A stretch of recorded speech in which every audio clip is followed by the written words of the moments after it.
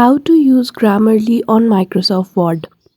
In this video, I will show you how can you easily use Grammarly on Microsoft Word on your laptop device or computer device.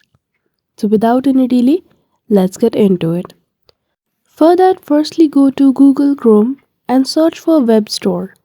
There you will need to search for Grammarly and you will be directed to a page where you are supposed to add the extension of Grammarly for your device.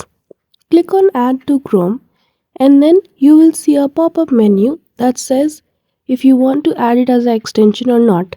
Click on Add Extension and you will be able to set up the extension of Grammarly for your device. And once you set up the extension, you will automatically be able to use Grammarly for all your applications, not just from Microsoft Word. So I hope you found this video helpful. If you did, don't forget to give it a thumbs up and subscribe to our channel for such tutorial. Thank you for watching till the end.